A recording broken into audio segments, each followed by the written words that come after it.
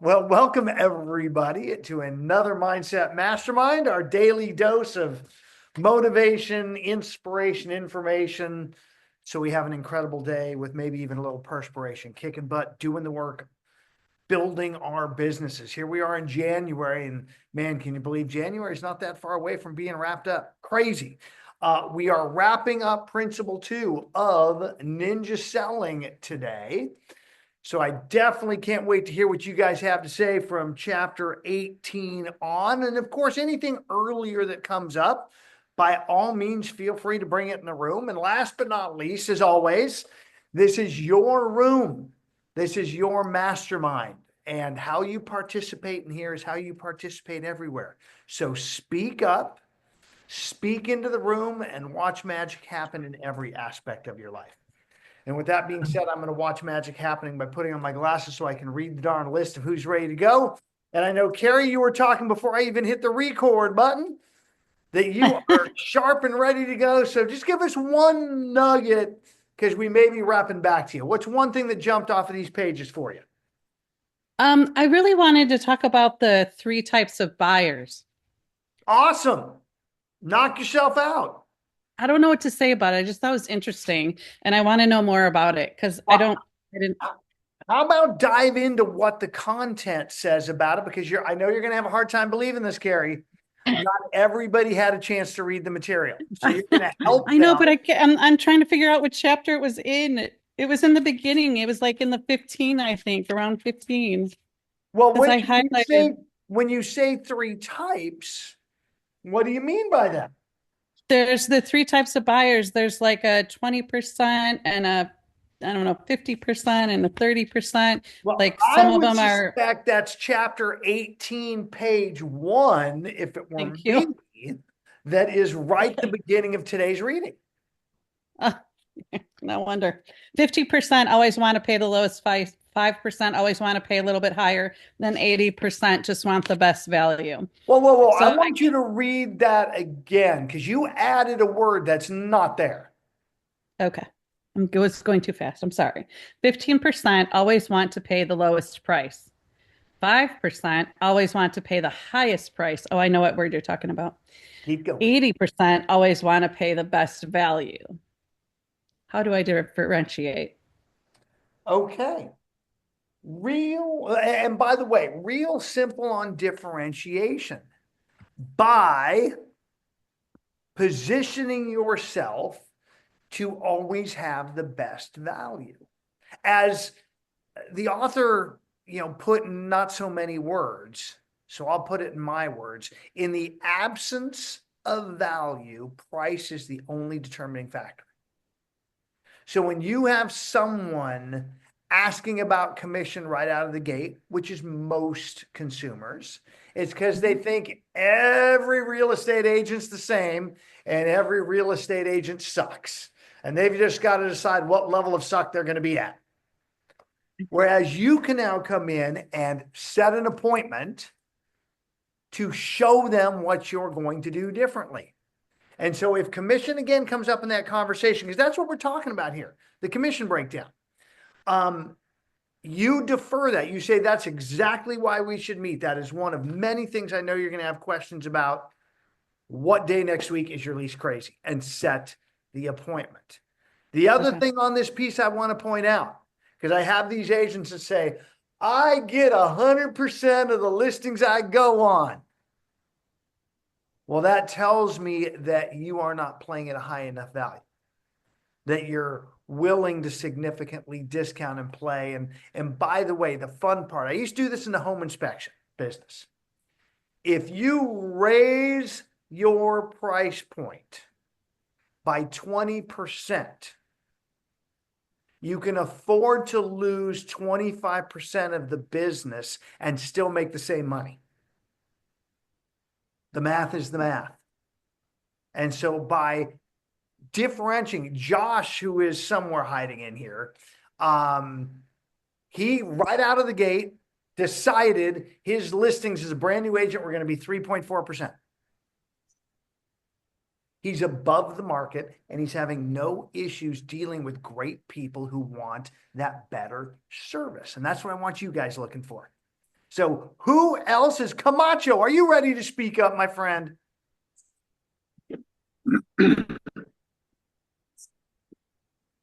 Is that affirmative or not, Robert Camacho? Hang on. All right. Then I'm going to go to Celeste first and I'll come back to you so I can get your camera on at the same time. Celeste, what do you got here? All right, I'm putting my camera on, but it's not being anything other than the top of my head. Fair enough. Um, this whole concept of choosing who you work with is so incredibly valuable because I have been on presentations where someone dangles the carrot of they will work with you only if, and it starts with lowering your commission.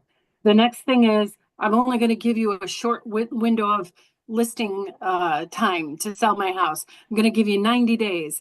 And I want this. I want you to do all these extras with the photos and the aerial and the whole thing. And it's all on you. Well, guess what? I don't want that kind of business. I really don't. I want a client who's going in the same direction that I am. And what is that direction? I want to win getting them sold at the highest possible price. And if you've got somebody that's tying your hands, even before you begin, be good with knowing I'm glad I just dodged a bullet. Don't take that listing. It's Well, not the worth other it. piece of this, I want to make sure everybody has, if you control the conversation up front, setting the tone up front, you can inoculate against that. And here's what I mean. In the ultimate listing presentation that I teach, right out of the gate, it talks about 3 goals for tonight's conversation. And the third goal is, and you'll decide tonight if you want to list your house with me, and I'll decide if I want to take your listing. You have now leveled the playing field. Question. And by the way, most we of still got the snow at them, my house. most of them in a moment will say, well, why wouldn't you take the listing? And then there's an entire script around that to again inoculate against some of the other things that an uneducated seller thinks are the norm. Your job is to be the educator. Make sure they understand not only the market, not only how everything's going to go, what you're going to do to be dramatically different in the marketplace. Camacho, are you ready now, my friend?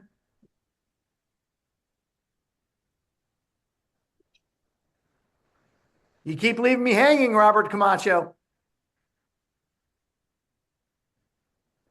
He may not be hearing now. So I hear you're going in and out. So yeah, here, can you hear me? Can you hear me? yes. Can you hear me? Yes. Okay. So we talk about skills, right? A lot of times. And we're into a skill-based market. And a lot of times we don't give enough credence to what our presentation skills look like during an appointment. And closing is the natural progression of a well-delivered presentation. When you're delivering that presentation, you're asking the questions. And we've learned this in all the other books, the pregnant pauses where we're waiting for an answer. And do we literally, as professionals, sit there, ask that tough question, and sit in silence for what seems like 20 minutes, when in reality it's only 20 seconds, waiting for that prospect, that future client, to pause and think.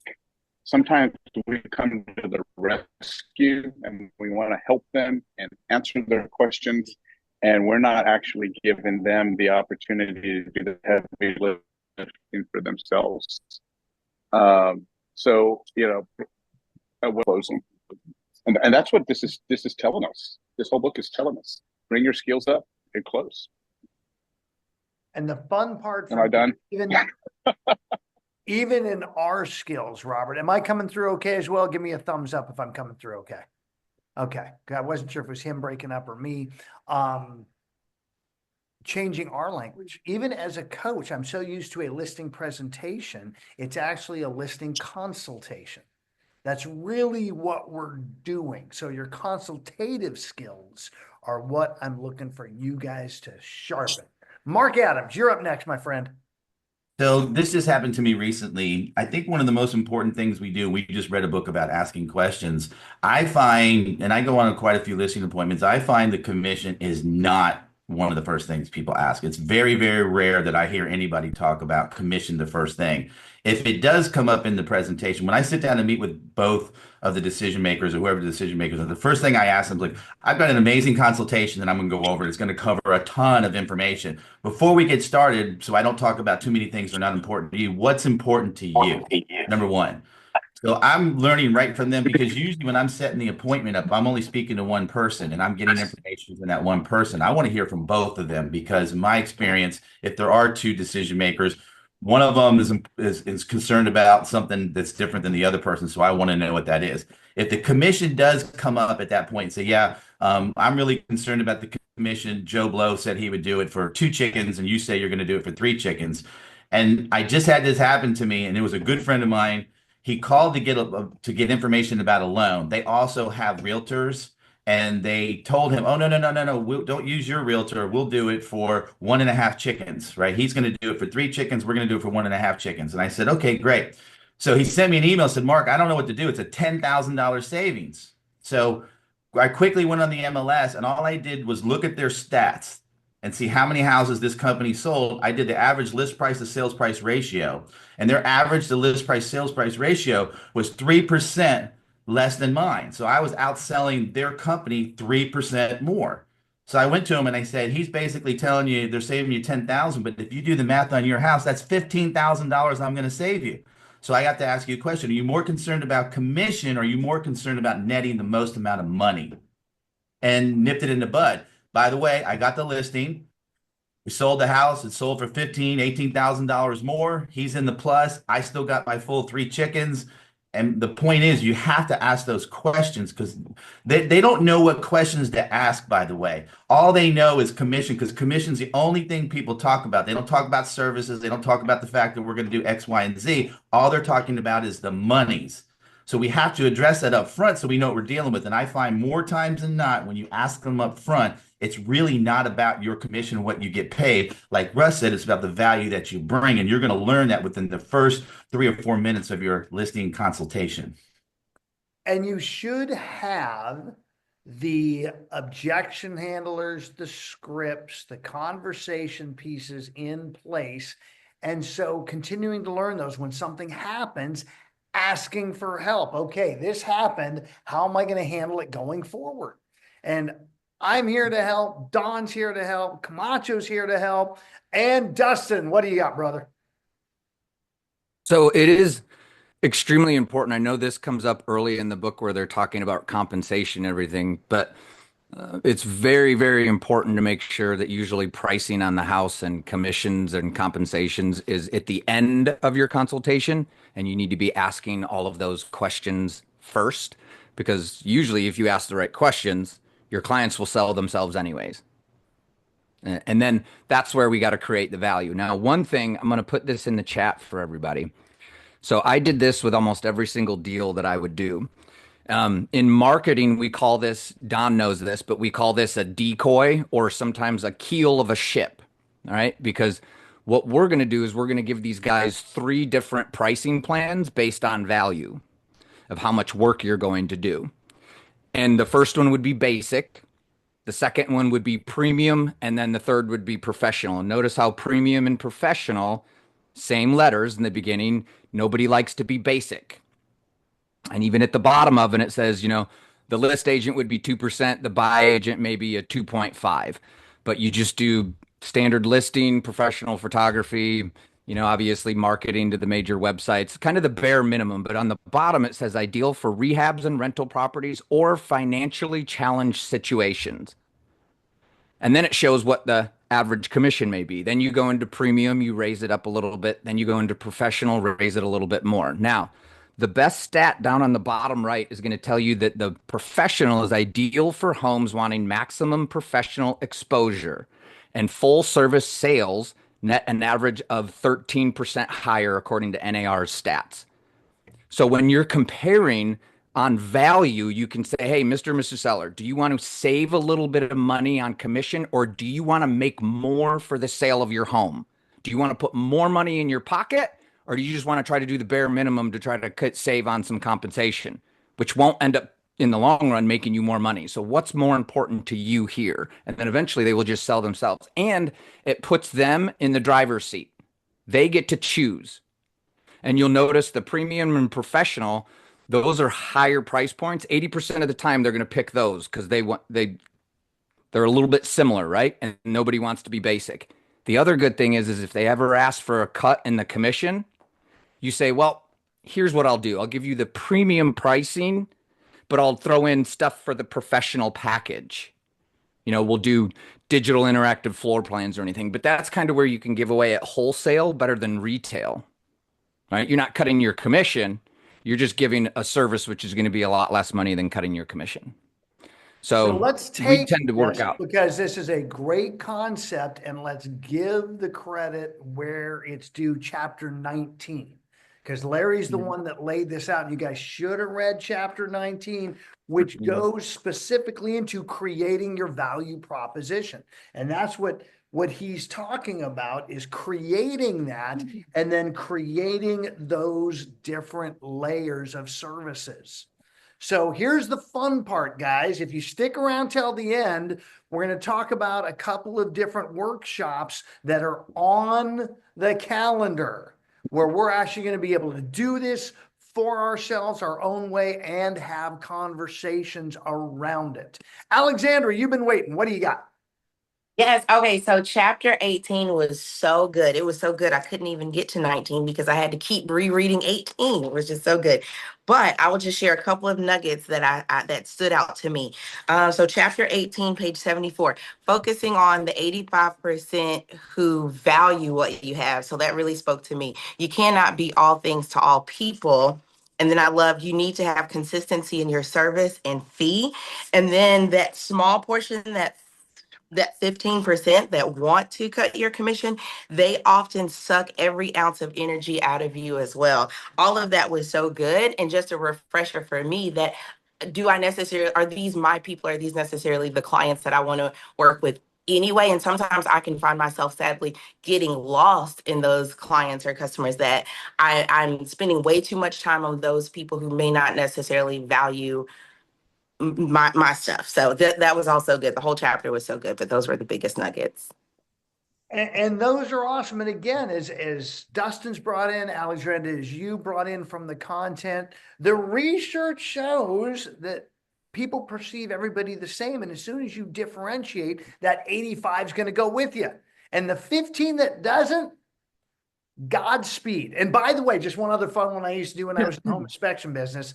If you find a 15%er, just share with them that your schedule, and we'll talk about that in a little bit too, is too darn full, and you can refer them to someone else that, can enjoy that level of individual. Jeanette, my dear, what do you got? Oh, everything. All of these chapters are marvelous, and it's so good to be back in this book again. And going into creating the value proposition, I'm seeing it better than I've been able to see it before, and I appreciate Dustin's his chart. I've got it. Yes, it will be there. And I'm also remembering Chris Stegg's chart where when it was 6, 7, and 8, when it was 6% that we offered, he offered 6, 7, and 8. And his clients often went for the 7 and 8 because of the value that he brought with it. So there's a place for each of these. And so as I'm building, will I use one and then the other? But bringing in that value shows. And when you're looking, I think even when you're looking, all the clients want to know they've got the best value. And when I'm talking in a listing presentation, I'm talking is like, look, when we're presenting your home, we want to show that you are the best value because that's what people are looking for. They want they're willing to pay extra if they're going to get that extra value about it. And so those are some of our words as we're presenting the items on the house, the features of the house and how we highlight it with the quality of pictures. And um, what I love also about this is you can take this book step by step, and instead of going, oh my gosh, there's all these things to do, you could just look at this list and like, okay, so here's my first part, the custom and core basics. So I make my sheet. Then I can do, what are my differentiated services? Well, I happen to be working with a whole bunch of high quality people, especially even here on this. And so if we're not all in the same. We're not on the same state. In fact, a lot of us aren't even in the same city. So we get to build each other regardless. But putting that pre-listing package, putting the detailed written marketing plan, I can just take one of those and work on those in a week or in 2 weeks in ways that I haven't done before. I can refine them again. So this is a book that you can take one bite at a time. We may be reading it 4 chapters at a time, but we can make our plan and build into it. So it's awesome. And that's what we want you to do, guys. We want you to implement something. If you just do something every day, magic is going to happen. And one of those keys is reading the content. So who else? I've got a list of 33 people in here, and I've talked to maybe 7 so far. So who else has something from the content that grabbed their attention? April, thank you. Can always count on you. So I don't really have a whole lot to say, but it did really speak out to me with the different types of buyers too, because I used to own a microblading business and I'm also a professional artist, and I really saw the difference in people when I was charging really, really low. People like to nitpick you a lot. They like to expect a lot more for a lot less, and then they don't appreciate you a lot more. Once I raised my value, though, I got a lot more of those people that appreciated me, and even with the extra mile to give me like a bigger tip and everything too. Yeah, this applies to all areas, all industries. And the fun part for me is when Larry goes back to Bob Burg's content on the Go Givers and talks about again, a new 3 type of people, Carrie. That's why I was asking which one. There are givers, there are takers, and there are matchers. Givers create value, takers extract value, and matchers exchange value. And what's interesting, the winning strategy in the short run, takers are great at extracting value and they do fabulous. And yet they have to have a constant stream of new customers to extract that value because nobody's going to do repeat business with them. So you've met these people in real estate. They're really good at the grind. They're on the phone every day, cranking away, making it happen, and they're putting the work in lead gen and not so much in lead follow-up and staying in relationship. It's all about the new business. Give me the leads. Then we've got the matchers, and matchers also struggle to build relationships because people feel they're always keeping score. By the way, think about this in interpersonal relationships as well. Are you actually being a giver? Or are you trying to be a matcher? Are you keeping score? Okay. Your true worth is determined by how much more you create in value than you take in payment. In the long run, the givers do the best. So I just want you to always feel like you have done so much more than you got compensated for, that you have given, that you have poured in, that you have helped more than you have been paid. Now, I saw some mics on and some background noise. Camacho, you were one that had a mic on. Did you have something to add, brother? Yeah, I love April's comment about that because there's space for every price range, right? I mean, look at specifically hospitality. We've got Motel 6, you've got Marriott, and then Ritz-Carlton. When somebody goes to the Ritz-Carlton, they know they're going to pay a whole lot for a hotel room. If you're just looking to sleep, they're all the same. If you're looking to take a shower, they're all the same. But if you're looking for a different experience, it may be a little bit different. And you know that you're going to pay a little bit more with the Ritz-Carlton you also know that you're going to get amazing service, and we're willing to pay for that. The opposite is true too. If you're going into a Motel 6, you know you're going to get a bed and a shower, and that's it, and you're going to save a pocket full of money. So I love there's room for everybody, right? I think. Absolutely. Absolutely. And the fun part is for you, again, from the content for all of you, in one of his conferences, Larry was teaching and talking about the budget agent works harder. And a budget agent came up at the break. She owned, just from reading it, she owned a Help You Sell franchise. I could just tell that. And she was on the grind and on the hamster wheel, working harder than everybody else, 14, 16 hours a day, and was killing her. And as soon as she went to the multi-tier, I'm going to provide incredible value and giving people just a choice. People come in the door. Do you want the cheap Charlie or do you want the value? 80% chose the value. She ultimately got rid of the Help You Sell franchise, branded as her own, and had incredible stuff. So I see some mics hot. And Don, I'm only going to come to you in a minute to tease branding because we're going to hold that for tomorrow since you're sideways. Nafritha, what do you got? So before I say anything, I just have to share this little joke. I'm looking at the faces in the group, and for some reason, Joseph, Kyron, and Matt look like triplets. And I don't know if I'm the only one that sees that, but they literally look like triplets. So I just have to share that right there. But I was just thinking about what we're putting in and what we read about the value, right? About the three types of sellers or clients. And I guess for me, because I've been working on some self-development, I had to flip it over and turn it around back to personal myself, right? Because a lot of times we attract what we are. So if we only believe that we're worth 15%, that's what we're going to attract, the 15% sellers. If we only think that we're worth 5%, we're only going to attract those people that are playing at the 5% bracket. But when we start to flip that switch or that script in our mind and our mindset to believe that we are worth the 80% value, that is what we will attract. And so for me, I took from that, work on, reprogramming the mindset so that I can truly believe and know I am worth 80. Matter of fact, I'm worth 100%.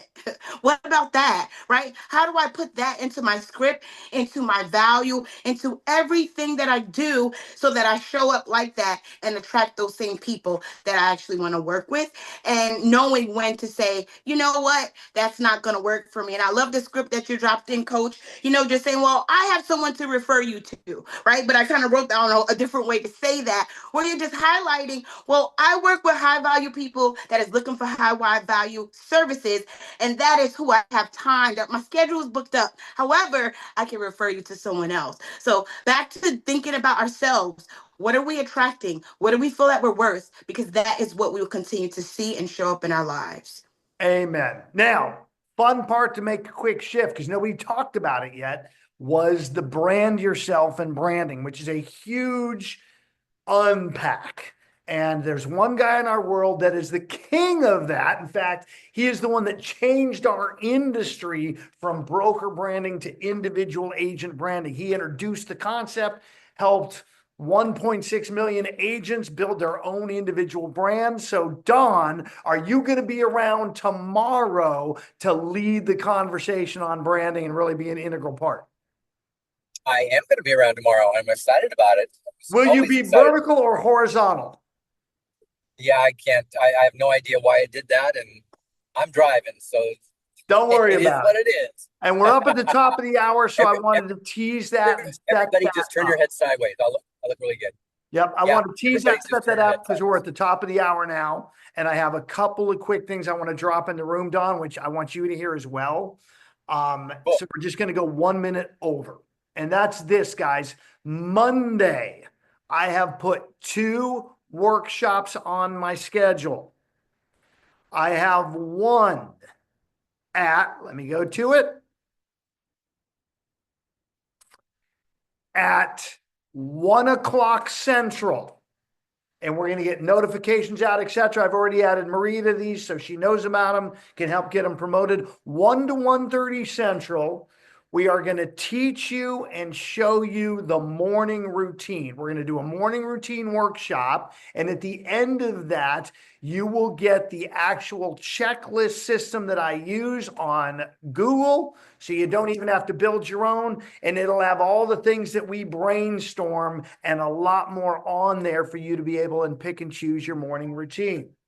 Number 2, right afterward, from 1:30 to 2, I am going to do my calendar workshop. So I will teach you guys, as we learned in earlier chapters, the true calendaring system that I've been teaching for many, many years to help you guys really get control of that system and start building a structured life, a life by design. And then on Thursday, the same block of time, but an hour, 1 to 2, I have put in a value proposition workshop. So we can brainstorm all the possible things we can do and start building our 3-tier structure of what our 3%, 4%, well, 3 chicken, 4 chicken, 5 chicken system might be. All right.